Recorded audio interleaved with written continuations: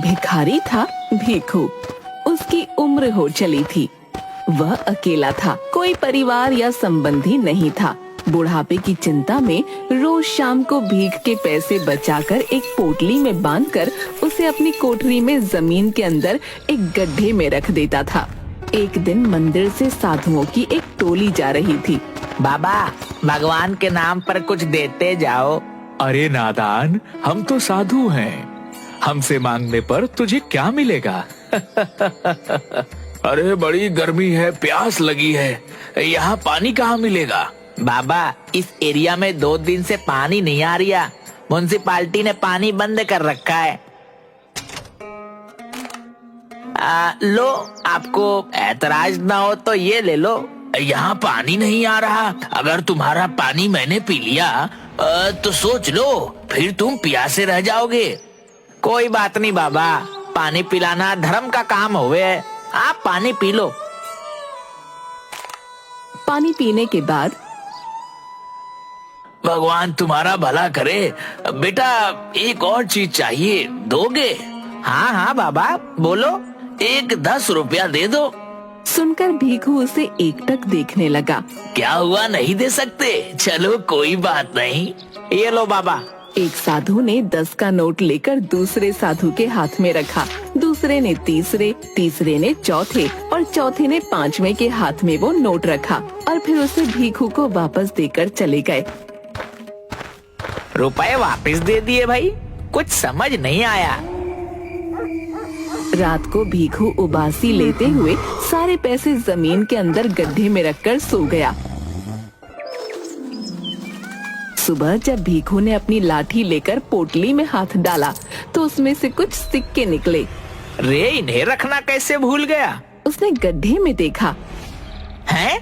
रात रात में इतना रुपया कैसे हो गया? नहीं नहीं, शायद कल रात को मैंने नींद में ध्यान से नहीं देखा होगा। अब तो काफी रुपए हो गए हैं। इन्हें यहाँ रखना ठीक नहीं। अगर चोरी हो गए तो? नहीं नहीं, मैं इन्हें सेठ जी के पास रखवा दूंगा। हाँ, यही ठीक रहेगा। राम राम सेठ जी।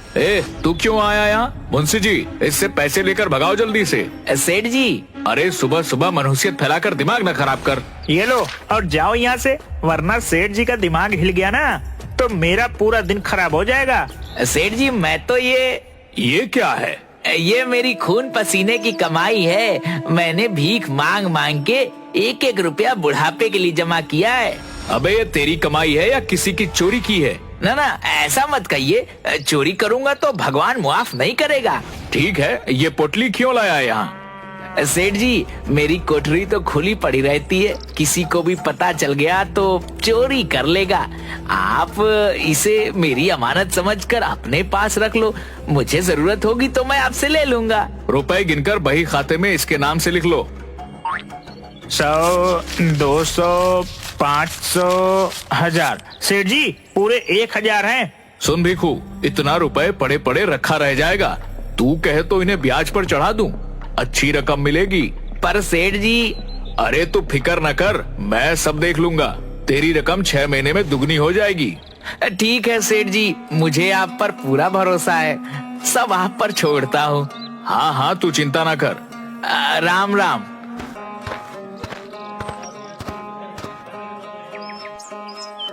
कुछ दिन बाद सेठ जी, ये रुपए अपने पास रख लो।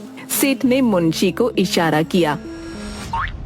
100, 200, 500, 1000। सेठ जी, पूरे 1000 हैं। क्या रे, तू तो बड़ा लालची है। ब्याज के लालच में इतनी जल्दी 1000 रुपया फिर ले आया। कितना माल है तेरे पास? इतने ही है सेठ जी। चल ठीक है, इसे भी ब्याज पर चढ़ा देंगे। कुछ दिन बाद भीखू फिर रुपए लेकर आया। 100, 200, 500, 1000। सेठ जी, पूरे 1000 हैं। इसी तरह भीखू थोड़े थोड़े दिनों में सेठ के पास रुपए रखकर जाने लगा। सेठ जी, आज भी पूरे 1000 रुपए देकर गया है। ये इतना रुपया इस भिखारी के पास आ कहाँ से रहा है? पता नहीं। इतना रुपया तो इतनी जल्दी मैं भी नहीं बना पाता। कोई तो राज है मुंशी, पता लगा। इसकी कोई लॉटरी वॉटरी लगी है या कोई खजाना हाथ लगा है? मैं क्या जानूं सेठ जी। कुछ भी हो, इसका भेद पता लगा, नहीं तो मुझसे बुरा कोई नहीं होगा। मुंशी ने सिर लटका लिया। अगले दिन मुंशी सुबह से भीखू का पीछा करने लगा। भीखू अपनी लाठी और पोटली लेकर मंदिर के बाहर बैठ गया और मुंशी एक पेड़ के पीछे खड़ा होकर देखने लगा। सेठ को भी कोई और नहीं मिला, बिना बात के मुझे इस भिखारी के पीछे लगा दिया। पेड़ के पास बहुत मच्छर थे। अरे बाबा, इतने मोटे मोटे मच्छर हैं, इनको देखो या उस भिखारी को। एक मच्छर ने मुंशी को काट लिया। आई, काट लिया, मेरा खून पीता है, रुक तुझे बताता हूँ। मच्छर को मारने के चक्कर में वो पेड़ के बाहर आकर गिर गया। हाय हाय, मर गया रे। एक आदमी ने उसे उठाया और भीखू भी वहाँ आ गया। अरे मुंशी जी, आप यहाँ क्या कर रहे हो? क्यों बे, मैं मंदिर नहीं आ सकता क्या? क्यों नहीं आ सकते हो, जरूर आ सकते हो। वो तो मैंने आपको पहले कभी यहाँ देखा नहीं ना, इसीलिए पूछ लिया। वैसे मुंशी जी, आप गिर कैसे गए? बस गिर गया। अरे हर बात तुझे बताना जरूरी है, बड़ा आया कोतवाल बनने। कहकर वो वहाँ से चला गया और छिपकर भीखू पर नजर रखने लगा। रात को भीखू ने अपनी कोठरी में पैसे गिने। 10, 20, पूरा 25 रुपया हो गया। और उसने रुपए जमीन के अंदर गड्ढे में रख दिए। मुंशी खिड़की के पीछे छिपकर ये सब देख रहा था। अच्छा, तो ये रुपए यहाँ छिपाता है, पर इसके पास इतने रुपए आते कहाँ से हैं? मुझे इससे क्या। मुंशी ने पूरी बात सेठ को बताई। जरूर जमीन के अंदर उस भिखारी को कोई खजाना मिला है, किसी को पता नहीं चले, इसलिए यहाँ थोड़ा थोड़ा रुपए लेकर आता है। सेठ जी, वाह वाह, क्या दिमाग लगाया आपने। मेरे दिमाग में तो ये बात नहीं आई। दिमाग हर किसी के पास नहीं होता, वरना सब सेठ होते। अब चल मेरे साथ। कहाँ सेठ जी? कहा ना, बस चुपचाप चल। दोनों लाठी लिए भीखू की कोठरी में पहुँचे। आई, सेठ जी, कितनी बदबू है यहाँ। भिखारी के घर में बदबू नहीं तो खुशबू आएगी। सेठ जी, आप मुझे यहाँ क्यों लाए हो? मेरा तो दम घुट रहा है। कहकर वो वहाँ से जाने लगा। सेठ ने उसका हाथ पकड़ लिया। अबे जा कहाँ रहा है? जो काम करने आए पहले वो तो कर लें। कहकर उसने मुंशी के हाथ से रुमाल लेकर अपनी नाक पर रख लिया। मैं यहाँ खड़ा रह के ध्यान रखता हूँ, तू गड्ढे में जाकर देख कितना रुपया है। सेठ जी, मैं हाँ तू चल, अब जल्दी कर। मुंशी ने गड्ढे में रखी पोटली निकाल कर रुपए गिने। सेठ जी, इनमें तो सब मिलाकर बस 60 रुपया है। क्या बकवास कर रहा है, ध्यान से देख। मुंशी ने ध्यान से देखा। सेठ जी, सच्ची बस 60 रुपया है। सेठ जल्दी से उसके पास आया। उसने पोटली फैला दी। अरे इनमें तो सच में बस इतने ही हैं। मुंशी चल गड्ढा खोद। मुंशी ने पोटली वाले गड्ढे को और खोदना शुरू किया। सेठ जी, इतना गहरा तो खोद दिया। सेठ के इशारे पर मुंशी ने गड्ढे में हाथ डाला। क्या हुआ? सेठ जी, कुछ तो है, बहुत बड़ा है, एकदम मुलायम मुलायम, पर हाथ में नहीं आ रहा। सेठ ने मुंशी को पीछे करके खुद गड्ढे में हाथ डाला। तगड़ा माल है, तगड़ा। उसने जैसे ही हाथ निकाला, उसमें बड़ा सा सांप था। सांप, सांप, सांप! सेठ ने घबराकर सांप को फेंक दिया। गड्ढे में से बहुत सारे सांप निकलकर कोठरी में फैल गए। मुंशी घबराकर बेहोश होने लगा। अबे भाग, नहीं तो सांप डस लेगा। हाँ हाँ, भागो भागो भागो। दोनों जिधर भी भागते सांप आ जाते। पूरी कोठरी सांपों से भर गई। सेठ सांपों के ऊपर से जाने लगा तो गिर पड़ा। उसके सिर से खून बहने लगा और सांप उस पर चढ़ गए। हे भगवान बचा ले, अब कभी लालच नहीं करूंगा, इस बार बचा ले भगवान, बचा ले। अचानक सभी सांप हटने लगे। सेठ जी, चलो जल्दी भागो यहाँ से।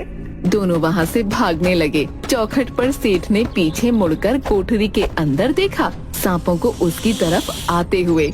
ये देखकर सेठ और मुंशी दोनों वहाँ से भाग गए। शाम को भीखू जब वापस आ रहा था तो मोनू दिखा। मोनू, अरे ओ मोनू, कहाँ भागे जा रहा है? जरा रुक तो। मोनू रुक गया। तेरा बाबा कहाँ रहता है? आजकल कितने दिन हो गए दिखाई नहीं देता। बाबा तो बीमार है, 2 दिन से अस्पताल में है।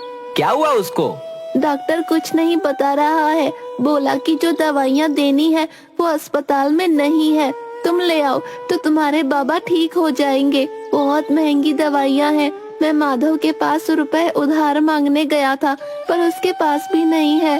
तू उदास मत हो बेटा, रुपया मिल जाएगा। कहाँ काका, सुबह से 4 लोगों से मांग चुका हूँ, पर किसी के पास इतना रुपया नहीं है और बाबा की तबीयत बिगड़ती जा रही है। कितने में दवाई आएगी? 1100 काका, पूरे 1100। मेरे पास तो 20 रुपया है। तो बेटा हो गया रुपयों का इंतजाम। वो कैसे काका? ये ले, इसमें पूरे 20 रुपया है। 60 रुपया और है मेरे पास, और तेरे पास 20। काका तो सब मिलाकर खाली 100 ही तो हुआ, बाकी का 1000 कहाँ से आएगा? तू फिकर क्यों करता है? तू जा, मैं थोड़ी देर में रुपए का इंतजाम करके आता हूँ। भीखू अपनी कोठरी की हालत देखकर हे राम, आज तो सच्ची कोई चोर आ गया। उसने गड्ढे के पास जाकर पोटली उठाई तो वो खाली पड़ी थी। उसने आसपास गिरे हुए रुपयों को उठाकर गिना। ये तो पूरे 60 है। हे राम, तेरा शुक्र है, चोर आया पर रुपया लेकर नहीं गया। भीखू ने गड्ढे में हाथ डाला। हैं? इतना गहरा गड्ढा खोदा और एक भी रुपया नहीं ले गया। ये कैसा आदमी था? भीखू सेठ के पास गया।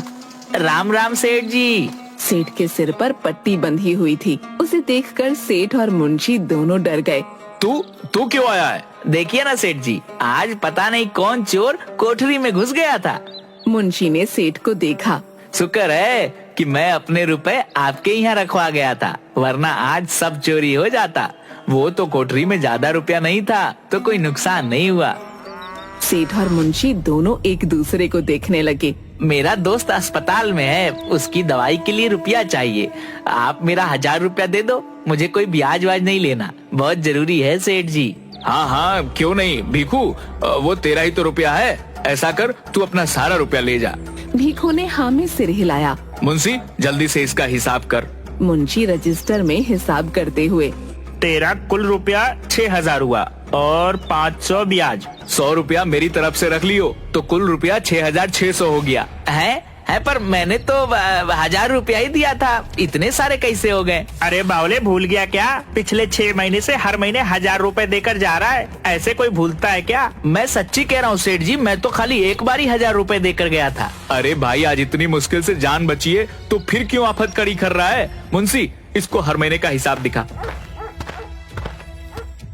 ये देख भीखू, ये अप्रैल का, ये मई का, ये जून, जुलाई, अगस्त और ये सितंबर का, सब पर तेरा ही अंगूठा लगा है। हाँ, अंगूठा तो मेरा ही लगा है। अरे लगे ना, तेरा ही है। मुंशी, जल्दी कर, इसका सारा रुपया दे दे। सेठ जी, मुझे अभी बस 1000 रुपए दे दो। नहीं, तू अपना सारा रुपया ले जा। सेठ जी, मैं इतना रुपया कहाँ रखूंगा?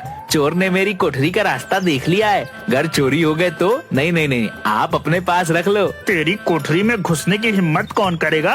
नहीं, तू ले जा। भीखू ने सेठ के पैर पकड़ लिए। सेठ जी, आप ही रख लो, यहाँ महफूज रहेंगे। जब जरूरत होगी मैं आपसे ले लूंगा। मेरे घर में चोरी हो गए तो। भीखू के पैर छूने पर सेठ को भीखू के रूप में सांप दिखाई दिया। सांप! भीखू ने उसके पैर छोड़ दिए। ये ले 1000 रुपया, जा यहाँ से। बाकी के रुपए की जब जरूरत हो ले जाना। भीखू हाँ में सिर हिलाकर चला गया। शुक्र है जान बची। मैंने तो सेठ को एक ही बार रुपया दिया था, हर महीने मेरे नाम से कौन रुपया देकर गया, और अंगूठा भी लगा गया। हे राम, तेरी महिमा तू ही जाने। भीखू ने पैसे जाकर मोनू को दिए और इस तरह उसने अपने दोस्त की मदद करके भगवान का शुक्रिया किया।